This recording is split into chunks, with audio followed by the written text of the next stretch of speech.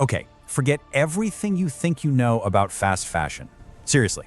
Because deep in the hills of Nagaland, a weaving technique that was once reserved for tribal warriors is now completely disrupting the world's most elite runways. This is the incredible story of how an ancient craft is bypassing mass production to redefine luxury, turning cultural heritage into the ultimate fashion statement. So, let's unravel this. So let's just start with a question that gets right to the heart of this whole thing. What if the secret to sustainable, authentic luxury wasn't in some high-tech lab, but was hidden away in a tradition that's thousands of years old? That's the crazy, beautiful paradox we're going to dig into today. To really understand where this revolution is going, we have to go back, way back. We need to understand where it comes from, the loom itself, that ancestral thread that is quite literally the heartbeat of Naga identity. See, for the Naga people, these textiles are so much more than just cloth. They're a language. Every single pattern, every color, it tells a story about who you are, what clan you belong to, your status in society. It even works as a marker of honor. It's literally your history that you can wear. And this amazing device is what makes it all possible, the loin-loom. It's widely considered the most ancient weaving device known to humankind. And it looks deceptively simple, right? Just some bamboo poles and a strap. But what's truly mind-blowing is that the weaver doesn't just operate the loom. She becomes a part of it, using her own body to create the perfect tension for every single thread. Now, this process is incredibly physically demanding, and it takes an immense amount of skill. First, the weaver anchors the warp threads to a post. Then she straps the other end of the loom to her lower back. And from there, she has to meticulously control the tension just by adjusting her posture. And maybe the most incredible part? These ridiculously complex, symmetrical patterns, they're woven entirely from memory, passed down from mother to daughter for generations. No blueprints. For the Ao Naga tribe, for instance, a Tsung-Kotepsu shawl with spear motifs signifies bravery. For the Sumi tribe, a shawl with this bold geometry, called the Akusa shawl, well, that wasn't something you could just go out and buy. It had to be earned through your status as a warrior, you see? These aren't just pretty patterns, they are profound badges of honor. So, the big question is, how does a craft that is so deeply rooted in ritual make the giant leap to the global catwalk? Well, that brings us to its great reinvention. You know, the journey of the loin loom hasn't been a simple straight line. For centuries, it was all about sacred ceremonial use.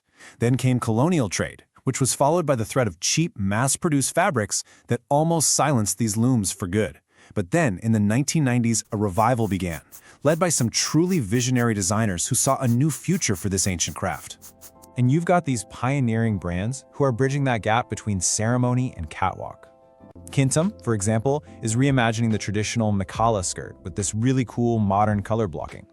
You have Atsu Sakoso taking that iconic Naga color palette of red, black, and white and making it a staple of high fashion. And then there's Otsu Clothing, championing sustainability by upcycling, and Runway Nagaland, which is fusing tribal motifs into these amazing contemporary accessories. And this right here brings us to the core of the revolution. In an age where clothing is basically disposable, Nagaland's absolute commitment to slow fashion is its ultimate competitive advantage, its tradition as the ultimate disruptor. I mean, the contrast could not be more stark. On one side, you have the Naga loin loom. It's artisan-owned, has a zero-carbon footprint, uses natural fibers, and creates cultural heritage that takes weeks to produce. And on the other side, industrial, fast fashion. Factory-based, high emissions, synthetic, and it creates disposable trends in a matter of minutes. Two completely different worlds. The actual material science behind this is just fascinating. These pioneers have reintroduced natural fibers like cotton and airy silk, which is often called peace silk because the moth isn't harmed in the process. They're even innovating with locally sourced biodegradable fibers like bamboo yarn and, get this, wild stinging nettle, creating a completely self-sustaining, zero-carbon supply chain. It's incredible. You know, in the mass market, uniformity is everything. But in the luxury world, the exact opposite is true. Those subtle imperfections, the tiniest symmetries, the fingerprints of handwork, they aren't flaws at all.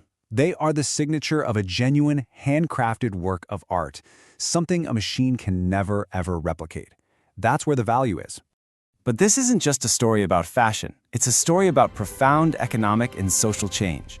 So let's look at how the weavers themselves are taking control of their own destiny. This quote from Jasmina Zelang, who founded Heirloom Naga, it just captures the entire model perfectly. Because the loin loom is portable, it allows women to work from their own homes on their own time. This doorstep employment, as she calls it, empowers them financially without disrupting the family unit, which is the nerve center of the community. And this isn't some tiny little experiment. Heirloom Naga alone, which started with just one weaver back in 1993, now works with over 450 women.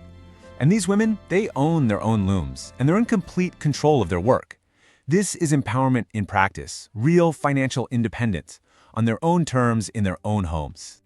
So how does a small community in a remote region command global prices? Well, the rise of e-commerce and social media platforms has been a game changer. It allows these artists and collectives to connect directly with international boutiques and customers, completely bypassing the traditional middlemen and keeping the profits right where they belong, in the hands of the creators. And that's the magic of this whole thing. It's a model that successfully converts cultural wealth, all the stories, the skills, the heritage, into tangible commercial wealth. It transforms these women from simply being laborers into becoming the primary stakeholders and the proud custodians of their own powerful legacy. Okay, so finally, let's look ahead. What is it going to take to sustain this incredible movement and ensure the future of this priceless heritage? One of the most critical tools is something called the Geographical Indication Tag, or GI tag. The easiest way to think of it is like intellectual property for an entire community. It's like champagne from Champagne, France. It certifies that a product, like a Chakhesang shawl, is the real deal, from the right place, made the right way.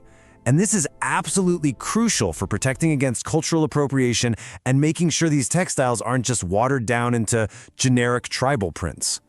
Of course, the road ahead requires a really delicate balance. On one hand, you have this huge opportunity in scaling up production to meet global demand.